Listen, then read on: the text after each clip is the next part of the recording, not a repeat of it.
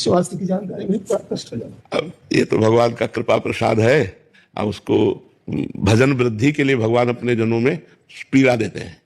ये पीड़ा अमृतमयी है, क्योंकि जो पीड़ा हर समय भगवान की स्मृति दिलाए तो हम उसकी आकांक्षा करते हैं, और जो सुख भगवान का विस्मरण करा दे हम उसका त्याग करते हैं। तो भगवान के द्वारा मिला हुआ रोग, भगवान के द्वारा मिला हुआ दुख भगवान की प्राप्ति में सहायक है, भगवान की शरणागति में सहायक है, भगवान की स्मृति में सहायक है। इसलिए हम हर बार चाहेंगे कि हमारा हर बार जन्म हो, हर बार किडनी फेल हो, और श्री किशोरी जी के चरणों की आसक्ति बनी रहे, उनके चरणों में प्रेम बना रहे। इस शरीर का कोई महत्व नहीं है। अगर ये इंद्र के समान स्वस्थ शरीर हो, विषय वासना से युक्त हो, तो क्या? अगर हमारे शरीर में कुष्ठ है, हमारे शरीर में गलित कुष्ठ हो जाए, कीड़े पड़ जाए, लेकिन राम राम कृष्ण कृष्ण हरि हरि निकल रहा, क्या फर्क पड़ता है? शरीर तो नाशवान है। अगर हमारा भजन बन गया, हमारा श्री जी से आश्रय पुष्ट हो गया, शरणागति पुष्ट हो गई, तो हमारा जीवन सार्थक हो गया। सार्थकता देने के लिए भगवान अपने जनों को असाध्य रोग देते हैं। ये कृपा हमने देखी, इस रोग में कृपा देखी, भगवान की विशेष कृपा देखी। इसलिए भगवान के हर विधान को सिर माथे चढ़ाना चाहिए। उसमें कभी ये सोचना नहीं चाहिए कि भगवान सर्व सामर्थ्यशाली होते हुए अपने जनों को ऐसा दुख क्यों देते हैं, क्योंकि उस दुख के रूप में परम सुख आता है।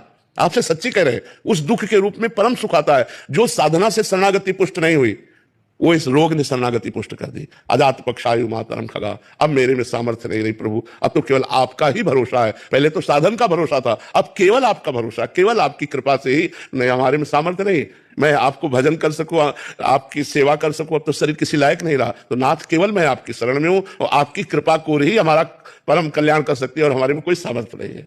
बस